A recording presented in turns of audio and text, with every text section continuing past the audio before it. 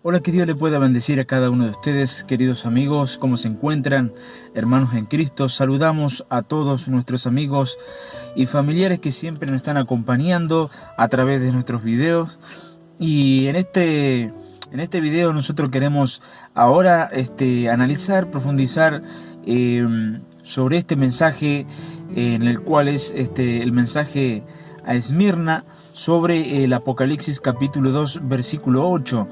Veníamos nosotros desarrollando este poderoso mensaje sobre la iglesia en Éfeso y veíamos cada detalle en lo cual se menciona, es decir, en lo cual tiene referido a la iglesia en Éfeso, en cuanto a la ciudad, en cuanto a lo que Cristo estaba analizando a estas iglesias.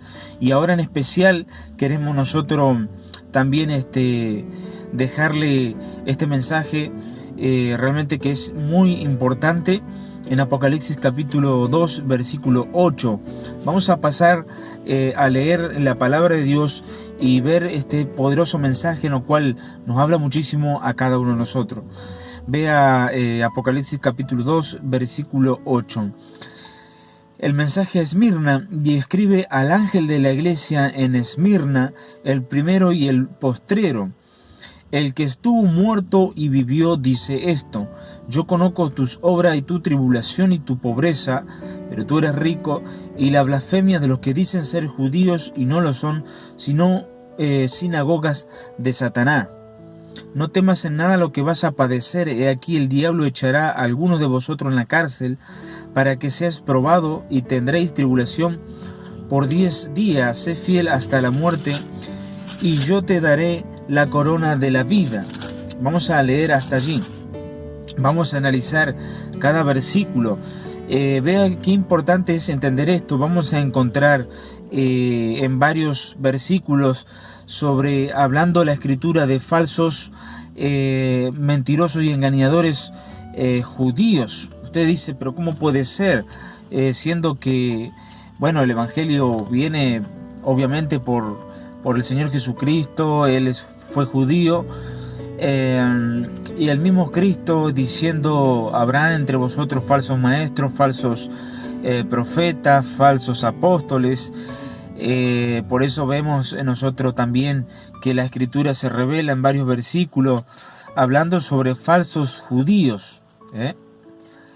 Vea qué importante es entender esto, lo vamos a analizar a profundidad. Ahora vemos también que a qué tribulación se está refiriendo la Escritura aquí. Vea lo importante que es entender este mensaje. Primero, qué decir sobre Esmirna, el mensaje a Esmirna. Esmirna, en lo cual se encuentra en la ciudad de Anatolia, en lo cual es Turquía, se encuentra a 60 kilómetros de Éfeso. El Evangelio, llegó a Esmirna desde Éfeso. Vamos a ver Hechos, el libro de Hechos. Vamos a Hechos para entender un poquito más en el capítulo 19, Hechos 19. Y queremos nosotros que puedan estar viendo nuestros videos para poder entender en detalle sobre todo lo que nosotros hablamos. Hechos capítulo 19, en el versículo 10, vea algo interesante de lo que habla Cristo, es decir, la palabra de Dios. Hechos 19, versículo 10. Dice allí: asimismo, por espacio de 2 años, de manera que todos los que habitaban en Asia, judíos y griegos, oyeron la palabra del Señor Jesús. Pablo en Éfeso tuvo que quedarse allí, como dice, por el espacio de 2 años, de manera que todos los que habitaban en Asia, recuerde que estamos hablando de este mensaje a las 7 iglesias que justamente se encuentran allí en todo lo que es Asia. Entonces vemos que el mensaje llega, el Evangelio llega a Esmirna, también obviamente desde allí. Entonces, decir de esta ciudad que, la ciudad actualmente se la conoce como Izmir, en lo cual es, digámoslo así, es la ciudad que todavía vive, digámoslo así, todavía existe. De las 7 cartas que vemos a estas iglesias en Asia, Esmirna es la que todavía está todavía en su existencia, porque se le fue cambiado el nombre a Esmir, pero se le puede llamar Esmirna, es decir, que continúa con su nombre antiguo. Entonces, la palabra Esmirna viene del griego mirra, de allí proviene esta palabra, significa sufrimiento y muerte. Por eso vamos a ver realmente, a profundizar en detalle lo que revela este mensaje a Esmirna. Pero vea usted qué es lo que significa ahí. Viene de la palabra mirra, en lo cual significa sufrimiento y muerte. Vea usted en Mateo capítulo 2, versículo 11, en lo cual se le ofreció al Señor oro, incienso y mirra. Esas 3 cosas que se le ofrecieron a nuestro Señor Jesucristo, y vale la pena explicar de que, bueno, no son 3 reyes ni fueron magos, sino fueron astrónomos, sabios religiosos, y fueron en cantidad, simplemente fueron 3 los presentes que se le ofrecieron, pero no fueron 3 reyes magos, sino que fueron muchos religiosos, sabios, astrónomos. Eso es lo que hay que entender. Muy bien, entonces nosotros vamos a profundizar en esta primera parte sobre este mensaje a Esmirna, de lo que realmente significa y lo que tuvo que pasar esta iglesia. Este mensaje trae muchísimas cosas, porque ya lo vamos deduciendo prácticamente con este significado. Una iglesia sufrida, una iglesia que tenía que padecer la muerte, obviamente. Esto es algo que nosotros debemos de entender. Esta ciudad fue fundada por los griegos, capturadas por los romanos, obviamente, y reconstruida por Alejandro el Grande, o Alejandro, más conocido como Alejandro Magno. Él la reconstruyó antes de que fuera a pertenecer al Imperio Otomano. Entonces, eso es lo que es Esmirna, una ciudad donde, bueno, donde realmente se movía en gran manera lo que es comercio. Entonces, tenía eso también. Pero vea ahí usted, dice: yo conozco, el versículo 9, yo conozco tus obras y tu tribulación y tu pobreza, pero tú eres rico, dice, y la blasfemia de los que dicen ser judíos y no lo son, sino sinagoga de Satanás. Allí dice que esta iglesia era pobre, es decir, significaba que carecía de, bueno, de casi todo. No era una iglesia, digamos, rica, como lo que es la iglesia que más tarde vamos a ver, en la iglesia de la Odisea. Dice que, vamos a leer un ratito, porque bueno, esto más a profundidad lo vamos a analizar después. Apocalipsis capítulo 3, versículo 14, dice allí: yo conozco tus obras, que ni eres frío ni caliente. Pero vamos a leer más abajo, donde dice el versículo 17, porque tú dices: yo soy rico y me he enriquecido y de ninguna cosa tengo necesidad, y no sabes que tú eres un desventurado, miserable, pobre, ciego y desnudo. Esta iglesia se jactaba de que era rica, realmente, era una iglesia totalmente rica, contrario a lo que es Esmirna. Esmirna era una iglesia pobre realmente, que carecía de todo. Entonces, la pobreza de los creyentes de Esmirna era extensa, estaban económicamente necesitados, obviamente, pero Jesucristo les decía que ellos eran ricos. Y claro que sí. ¿Cómo no van a ser estos creyentes ricos si en Cristo lo tenemos todo, todo tenemos. ¿De qué nos sirve tener riquezas? ¿De qué nos sirve tener lo mejor, el capital, el dinero? ¿De qué nos sirve si nosotros estamos lejos de Dios? ¿De qué nos sirve si nosotros no tenemos a Cristo? Mire lo que pasaba con la iglesia de la Odisea. Se jactaban de que eran ricos, pero eran pobres, ciegos, desnudos, desaventurados eran ellos. No tenían nada, miserables. Vea la comparación, esto lo hace la Biblia, no es que lo decimos nosotros. O sea, la persona es totalmente desaventurada, es miserable cuando no tiene a Cristo. Y esta iglesia carecía de lo material, de riquezas materiales, pero eran ricos porque tenían a Cristo. Es decir, todo lo que realmente Dios da al creyente sobrepasa todas las riquezas materiales. Cuando, mire, la mayor riqueza que nosotros tenemos es la salvación. Somos salvos del castigo eterno que viene para el mundo. O sea, lo que queremos decir, ¿qué pasaría si nosotros tenemos riquezas? Que no digo que está mal, pero si no tenemos a Cristo, ¿dónde queda la riqueza? Esa misma plata, esa misma riqueza, ese mismo capital, ni con eso vamos a poder comprar la vida eterna allá en los cielos. Porque todo va a quedar en la nada, eso se desvanece. Pero vea qué importante entender esto, de lo que es la característica de esta iglesia. Entonces, esta era una iglesia que, bueno, carecía de todo lo que es materialismo, bueno, no tenían lo suficiente, pero ellos eran ricos. Éfeso era una iglesia que significaba la deseada, la amada, la perla de Egeo, lo que era.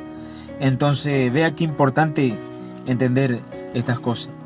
Entonces, y escribe al ángel de la iglesia en Esmirna, el primero y el postrero, el que estuvo muerto y vivió, dice esto: yo conozco tus obras y tu tribulación y tu pobreza, pero tú eres rico, y las blasfemias de los que dicen ser judíos y no lo son, sino sinagoga de Satanás. Vea el versículo 10. No temas en nada lo que vas a padecer. He aquí el diablo echará a algunos de vosotros en la cárcel, para que seáis probados, y tendréis tribulación por 10 días. Sé fiel hasta la muerte, y yo te daré la corona de la vida. ¿Por qué se le estaba advirtiendo esto? Porque en efecto la escritura, la profecía, esta exhortación a la iglesia, a los creyentes, se cumplió. Lo que quiere decir que esta iglesia pasó 10 persecuciones. Todos los emperadores romanos que tuvieron de turno persiguieron grandemente a la iglesia allí. Entonces, por ejemplo, la primera persecución que hubo dejó en consecuencia 1500 mártires, 1500 de ellos, todos murieron. En la segunda persecución, 800 mártires. Qué tremendo. O sea, la escritura se cumplía. Después, con estos emperadores, comenzaron a ser perseguidos. En la décima y última persecución fue por Diocleciano. Diocleciano fue el último realmente que tuvo allí por perseguir a la iglesia, y duró 10 años. Por eso vea que en el versículo 10 la persecución fueron 10. Duró 10 años la última. O sea, vea que todo se relaciona. Por eso allí le decía Cristo: sé fiel hasta la muerte, y yo te daré la corona de vida. Se le estaba advirtiendo a la iglesia: sé fiel hasta la muerte, que yo te daré la corona, vendrá a ti. Dice: no temas en nada lo que vas a padecer. He aquí el diablo echará a algunos de vosotros en la cárcel, para que seáis probados, dice, y tendréis tribulación por 10 días. Entonces es lo que revelamos nosotros, lo que acontece en la historia en aquella ciudad, en aquel puerto. Es un puerto realmente importante en aquella Asia, en aquel entonces. Vea qué importante entender esto. No temas en nada lo que vas a padecer. Entonces, en ese entonces comienza una gran persecución y mueren muchos cristianos. Entonces, la Escritura también nos revela a nosotros, también la historia. Policarpo, discípulo, amigo de Juan, él es levantado como obispo. Obispo no significa tener más jerarquía que otro. Obispo es un supervisor. Él estaba encargado de supervisar las iglesias, este obispo, este Policarpo. Bueno, obviamente después con la historia, cuando Constantino, con su táctica, digámoslo así, con su intención de hacerse pasar prácticamente como cristiano para tratar de tener alguna ganancia, algún beneficio de los cristianos, de estos cristianos. Entonces vemos que obviamente no era que él, se había convertido por completo, sino que quería sacar una ganancia. Entonces, eso frenó también la persecución en los cristianos y dio la libertad de culto, digámoslo así, para todas las religiones, no tan solamente el cristianismo evangélico, sino que para todas el cristianismo, las religiones. Entonces, desde allí, es como que a Policarpo se le subió un poco eso realmente, y después por querer tener más jerarquía, es obispo también, supervisa tanto como las iglesias cristianas como las iglesias católicas también. Entonces todo para tratar de ahí tener una jerarquía sobre esto, sobre el tema del poder. Y eso vaya que no hace daño cuando realmente se coloca eso en el corazón. Ya en el año 155 después de Cristo, en el año 155, si no me equivoco, Policarpo fue también muerto como mártir, también fue quemado también. Entonces eso es lo que realmente nos deja la historia, pero nosotros podemos también reflejar en esta carta a Esmirna sobre la comparación de la iglesia actualmente, como de eso se trata el mensaje. Entonces vea qué importante entender esto de que realmente la Escritura nos revela a nosotros todas las cosas. Escribe al ángel de la iglesia en Esmirna, el primero y el postrero, el gran yo soy, el yo soy, el que es, el que era y el que será, dice la Escritura, el alfa y la omega, el principio y el fin, el primero y el postrero, y el último, el que estuvo muerto y vivió, dice esto. Vea que realmente qué descripción que hace sobre Cristo, el que estuvo muerto y vivió, ese gran poder que trae el Espíritu de Dios, que levantó a Cristo de entre los muertos. Él es quien tiene gran propósito para cada iglesia. Dice esto, yo conozco tus obras, una vez más, como lo decíamos en el mensaje a Éfeso. Ahí Cristo decía, yo conozco tus obras. Vea que no por nada la Escritura se repite varias veces la misma palabra, porque esto pone en claro el énfasis de lo que realmente es Dios en su esencia. Eso para que quede bien claro para lo que hoy en día muchos ministros falsos, hablando de los falsos ministros, sepa que Dios es el que conoce todas las cosas. El Espíritu del Señor nos ha dado a nosotros, por medio del don de discernimiento, de evaluar a cada ministro. Esto es lo que ponía prácticamente Cristo en alerta a aquellos cristianos. Yo conozco tus obras, dice. Él es el único que conoce nuestro ser completamente.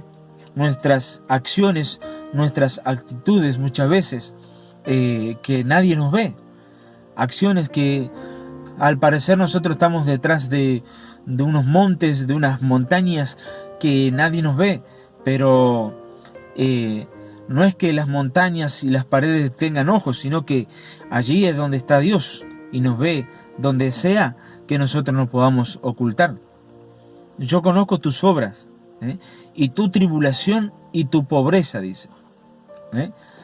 Porque obviamente venía esa tribulación, estaban ellos en tribulación, carecer de todo lo material, en una ciudad tan comerciante, y bueno, realmente después también la tribulación que venía sobre ellos también. Dice, yo conozco eso, tu pobreza la conozco. Pero Cristo le dice, pero no olvides que tú eres rico, porque estás conmigo. Eso es lo que dice el Señor Jesucristo. Eso es lo que nos habla a nosotros a cada uno de nuestras vidas. Pero tú eres rico. Y dice que también conoce la blasfemia de los que dicen ser judíos y no lo son, sino sinagogas de Satanás. Vea lo que dice la Escritura. En Éfeso, ha probado lo que dice ser apóstoles y no lo son. Y lo has hallado mentiroso. O sea, otro análisis aquí. Habían falsos judíos que cometían blasfemia sobre la doctrina. Dice, conozco también a aquellos judíos que dicen serlo y no lo son, pero simplemente son una sinagoga de Satanás. Es que hay que entender algo. El mismo Señor Jesucristo, el mismo Cristo, Él jamás tuvo problema con la multitud. Él nunca tuvo problema con la gente, con el pueblo. Él nunca tuvo ningún drama con el pueblo, sino que el pueblo, la gente siempre lo siguió a Jesucristo. Cristo tuvo problemas con los mismos religiosos, con los mismos fariseos, con ellos mismos. Con ellos sí tuvo problemas. Es decir, el gran conflicto, el gran obstáculo siempre vino a Cristo por parte de los mismos religiosos. Aquellos que, según ellos, conocían en gran manera la ley de Moisés, conocían a Dios, decían. Pero Cristo le dijo, ustedes no son hijos de Abraham, ustedes son hijos de vuestro padre el diablo, porque las cosas del diablo hacen. Entonces, si ellos realmente hubieran hecho las cosas que habla acerca de Abraham, hubieran conocido a Cristo. Pero por eso decimos, Cristo tuvo problemas con los religiosos, con los fariseos. ¿Cuántas veces los fariseos no fueron al mismo Cristo a tentarle, a recriminarle, a intercambiar opiniones con Jesucristo, porque nunca creyeron en Él? Ellos siempre fueron un gran obstáculo. Y se revela en la palabra realmente de que aún los apóstoles, cuando fueron predicando, fueron anunciando el Evangelio, ellos iban teniendo problemas también con los mismos judíos. Hoy en la actualidad existen problemas también con los falsos judíos mesiánicos, porque hay una secta llamada, judíos mesiánicos, pero que realmente no son los verdaderos judíos mesiánicos. ¿Qué es ser judío mesiánico? Es ser creyente en Cristo. Pero hay judíos falsos, hablando de los falsos judíos mesiánicos, hay judíos que quieren primeramente de que El gentil, o sea, la palabra gentil significa no judíos, los no judíos, los que no tengan descendencia judía, ellos son gentiles como todos nosotros, que no somos judíos. Entonces, esta secta de los falsos judíos mesiánicos, ellos quieren que no se le nombre a Jesús, al Señor, justamente como Jesucristo, como Cristo, sino se tiene que nombrar Yeshua, Mashiach, Elohim, Yahweh o Yahvé, Hashem. Bueno, ellos quieren que todos nombren de esta forma, porque de lo contrario no es bíblico. Eso es ser un falso judío mesiánico, porque no vamos a profundizar en este tema de los idiomas, de los nombres, de cómo es el nombre de Dios. Estamos de acuerdo de que el nombre de Dios no se ha podido aún realmente el origen, realmente la verdad del nombre de Dios, ni los mismos judíos han sabido interpretarlo, porque como hemos explicado en otros videos nosotros, ellos en la oración, en el muro de los lamentos, o cuando tienen que hacer la plegaria y recitan la Shema, cuando tienen que nombrar el nombre de Dios, no lo nombran, sino que dicen Adonai o Señor, porque todavía tienen la incertidumbre de realmente de la interpretación del nombre de Dios. Entonces en eso estamos claros, no queremos profundizar en eso. Entonces ellos obligan a los demás gentiles, a los demás cristianos, a que se debe de decir Elohim y no se puede nombrar Jehová. Entonces, aparte de que quieren que todo cristiano usen varios elementos como en el judaísmo, que se tienen que vestir de esta forma, que se tiene que circuncidar todo niño recién nacido. O sea, eso es una secta. Eso ya no es evangelio, no es cristianismo eso. Por eso, este asunto de los falsos judíos viene obviamente desde hace mucho tiempo, incluyendo a los mismos fariseos que contendían con Jesucristo siempre. Hay que ser claro, yo había escuchado cierto pastor de que muy bien el pastor usado realmente, él decía de que los mismos judíos que creyeron en Jesucristo después decían que no creían. Él se refería a los mismos fariseos que se nombran en la Biblia cuando fueron a tentarle a Jesucristo, si era lícito de hacer buenas obras en el día de reposo. Yo creo particularmente de que esos judíos nunca creyeron en Jesucristo en ese entonces. No es que creyeron y después ya no creían, no. Para mi interpretación. Entonces, ellos prácticamente nunca lo aceptaron a Jesucristo, nunca creyeron. Entonces, vemos que viene ya de hace tiempo, desde hace años obviamente, hubieron falsos judíos. El apóstol Pablo, el apóstol Pedro se enfrentaron a muchos con ellos.